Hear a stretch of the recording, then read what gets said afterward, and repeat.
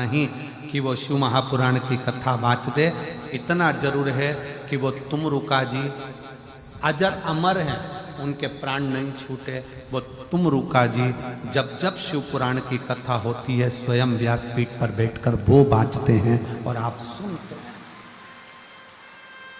वो बाँचते हैं। इसीलिए शायद शिव महापुराण के पंडाल में आने वाले के दुख कट जाता है और 3 महीने में ये पत्रों का ढेर लगता जाता है। हर व्यासपीठ पर उतने ही पत्र, फिर बढ़ते चले जाते। तो लगता है जैसे तुमरुका जी उस समय पर शिव महापुराण की कथा सुनाए थे, शंकर पार्वती बैठकर सुने थे। आज भी इस पवित्र व्यासपीठ पर तुमरुका जी आकर बैठते हैं और जो 2, 2.5, 3 घंटा कथा चलती है वो तुमरुका जी ही बाँचते हैं। उनकी सामर्थ्यता है, अपनी सामर्थ्यता वो बाँचते।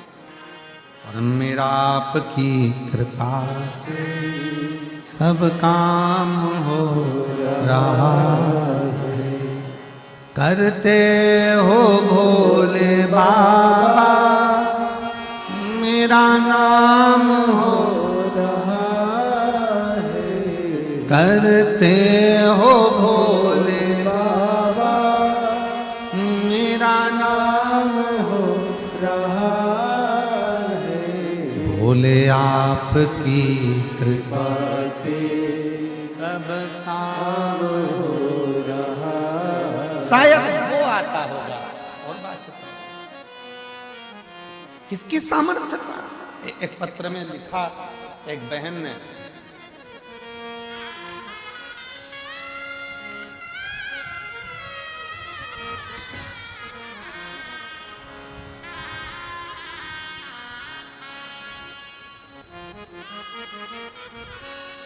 मेरा नाम सुनीता रानी है, मैं मोड़ मंडी से आई हूँ। कहीं बैठी हूँ तो हाथ हिला सकती हूँ। मेरी शादी को 12 साल हो गए थे, संतान का सुख नहीं था। डॉक्टर को दिखाया तो डॉक्टर ने कह दिया था कि माँ का बनने का सुख। दिल टूट गया, हृदय से रोती, संतान का सुख नहीं होता। कहीं बैठी हो सुनीता रानी, मोड़ मंडी से हैं, अगर बच्चे को लाई हो तो व्यासपीठ पर आ सकते। तब किसी ने कहा कि वो सियोर वाला महाराज कथा कहता है और टीवी पर आती है, आस्था चैनल पर, मोबाइल पर भी कथा आती है, सुनो। पहली बार मोबाइल पर आपको सर्च किया, धन्यवाद आपने सर्च तो किया। पहली बार मोबाइल पर आपको सर्च किया और कथा सुनी। कथा सुनकर टीवी पर सुनी, आपने सफेद आंकड़े की जड़ का कहा, पशुपति व्रत का कहा। तब मैंने कथा सुनकर व्रत करा। 4 जनवरी 2024 को भटिंडा में कथा हुई। फिर कथा सुनने के लिए मैं आई और बाबा से मैंने विनय किया, बाबा से निवेदन कर कर केवल गई।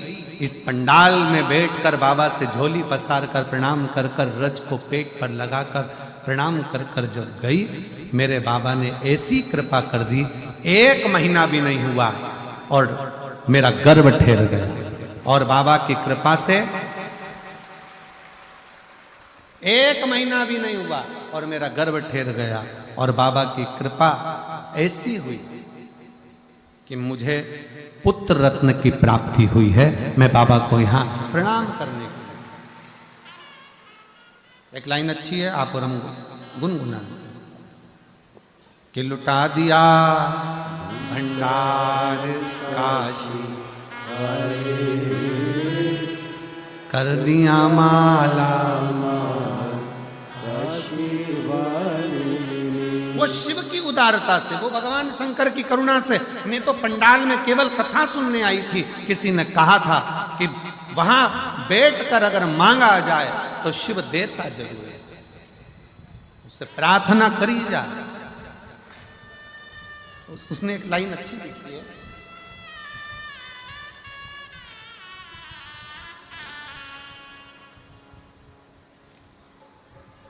गुरुजी, आप जब पंडाल में बैठकर नेत्र बंद कर कर श्री शिवाय नमस्तुभ्यम जब बोलते हो और कहते हो भोला सब दुख काटो,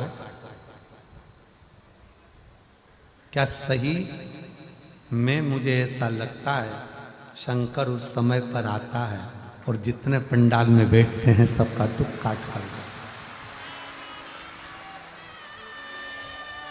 शिव ओघड़दानी है, शंकर ओघड़, और जब आप और हम उसको स्मरण करते हैं, आप और हम पुकारते हैं, तो क्यों नहीं सुनते? क्यों नहीं सुनते?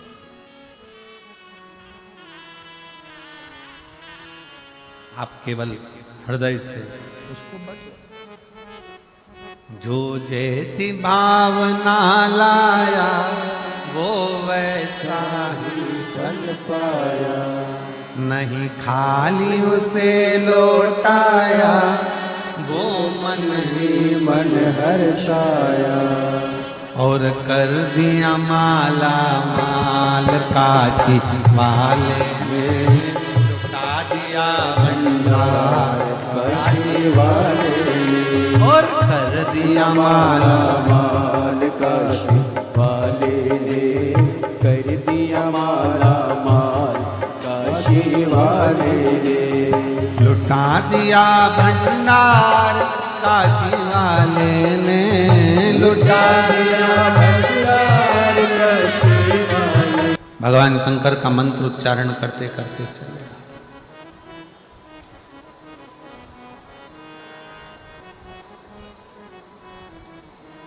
प्रणाम करा वासुकी नाग ने तुमरुका जी को।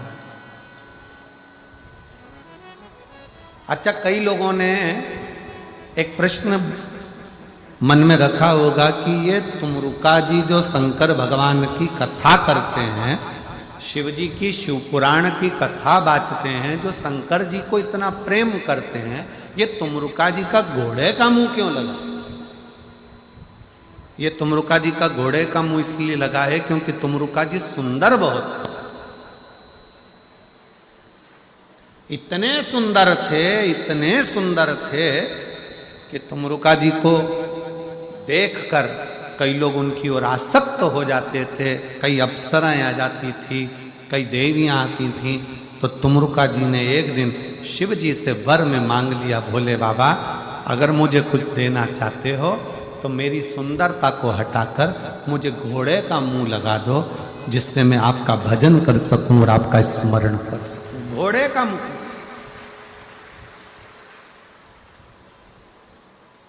ये सुंदरता मुझे कष्ट दे रही है।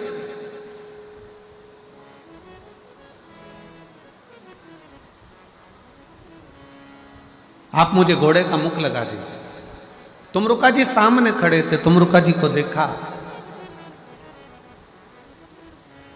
और तुमरुका जी सामने खड़े हैं। तुमरुका जी को देखकर वासुकी नाग ने तुमरुका जी को देखकर वासुकी नाग ने प्रणाम किया। और जैसे ही वासुकी नाग ने प्रणाम किया, तुमरुका जी ने पूछा, क्या बात है, क्या हो गया, बहुत चिंता में दिख रहे हो? वासुकी नाग कहते हैं कि मेरा ये शरीर है ना सांप का, ये सर्प का शरीर मुझे अच्छा नहीं लग रहा है, मेरे को क्यों दिया भगवान? ये किसी काम का नहीं है सांप का शरीर। शेर मरे तो उसकी खाल काम में आ जाती है, हाथी मरे तो उसकी खाल काम में आ जाती है, मैं सांप किसी काम का नहीं, क्यों दिया मुझे ये शरीर? तुमरुका जी वासुकी नाग की बात को सुनकर हंस दिए, मुस्कुराए, और मुस्कुरा कर उन्होंने वासुकी नाग से कहा, वासुकी नाग तुम अपना शरीर देखकर दुखी हो रहे। वासुकी नाग तुम अपना शरीर देखकर दुखी हो रहे। तुमरुका जी ने कहा, संसार में जिसको मेरा शंकर जन्म देता है पृथ्वी पर, उसको व्यर्थ पैदा नहीं करता। पृथ्वी पर अगर आपका जन्म हुआ है तो ये मानकर चलना कि आप साधारण नहीं हो, जरूर आप में कुछ ना कुछ भगवान ने एक्स्ट्रा दिया है, इसलिए तुम्हें पृथ्वी पर पैदा किया, वरना वो पैदा ही नहीं करता, वो जन्म ही नहीं लेता। और तेरा ही किया मैंने खाया पिया है, तेरा शुक्रिया है, तेरा शुक्रिया है। मुझे भोले बाबा ने बहुत दे दिया है, तेरा शुक्रिया है, तेरा शुक्रिया है। शिव जी ने अगर आपको पृथ्वी पर भेजा है, शंकर भगवान ने अगर ये शरीर दिया है, शिव जी की कृपा से यह मनुष्य की देह मिली है, तो ये कोई साधारण नहीं है, ये कोई साधारण नहीं है।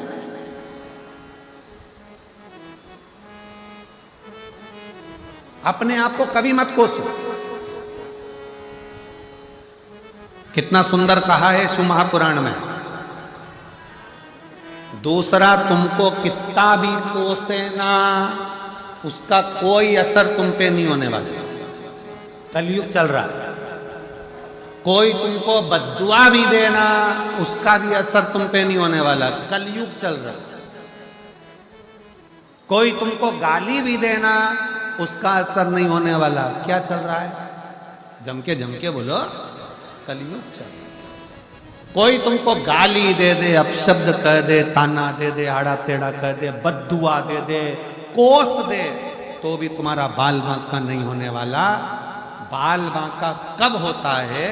जब हम अपने आप को कोसते हैं, हे भगवान तूने मुझे क्यों पैदा कर दिया, मैं तो मर जाती तो अच्छा, मेरा ऐसा हो जाता। अपने आप को कोसते हैं, वो कोसना। अपने आप को बद्दुआ देते हैं, वो बद्दुआ। दुनिया की बद्दुआ तुम्हारा कुछ नहीं बिगाड़ सकती, पर अपने अंदर की बद्दुआ तुम्हारा नाश कर दे। अंदर की बद्दुआ तुम्हारा नाश कर दे। आवाज सेट करो बाबू। भीतर की बद्दुआ, अपने अंदर की बद्दुआ, अपने भीतर की बद्दुआ तुम्हारा नाश।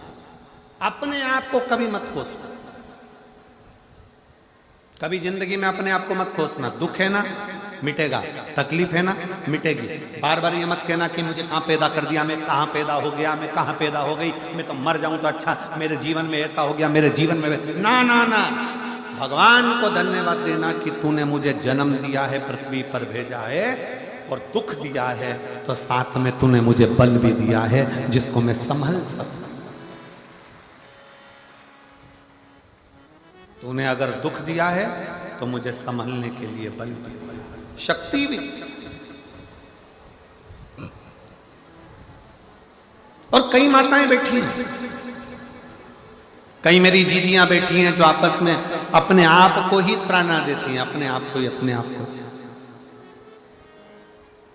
क्यों कोसो? एक पत्र है, देखो बहुत अच्छा है।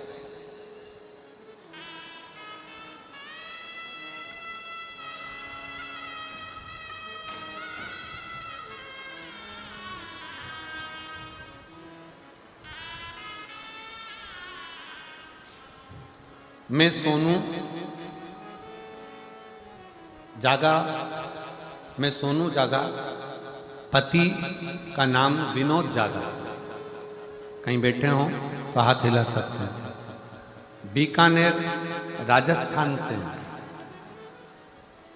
आप ही हैं, आ जाओ, बेलपत्र ले जाना, आ जाओ। मैं सोनू जागा, पति का नाम विनोद जागा, बीकानेर राजस्थान से आई हूँ। मेरा मोबाइल नंबर ये है। गुरुदेव 16 फरवरी से 23 फरवरी तक तारा बाबा की कुटिया में कथा सुनी।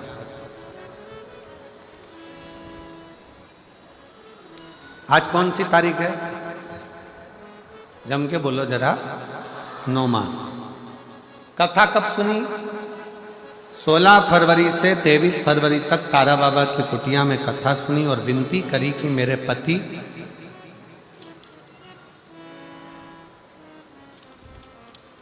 कथा को नहीं मानते। गुरुदेव सबको अपशब्द करते, कथा को मानते। 24 साल से मेरे पति पर हाफ मर्डर का केस चल रहा है।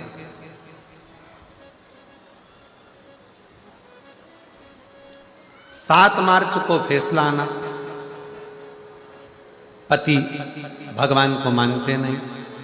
मैंने अपने पति से कहा कि एक बार शिव महापुराण की कथा के लिए तुम सुनने मत जाओ, पर एक बार तो तुम भगवान से प्रार्थना कर सकते हो, जहां हो वहीं रहकर प्रार्थना कर लो कि जहां कथा होगी अगर मेरे पक्ष में निर्णय आ गया तो मैं वहां कथा सुनने जाऊंगा, मैं वहां कथा सुनने जाऊंगा। पति ने कहा 24 साल से केस चल रहा है हाफ मर्डर का,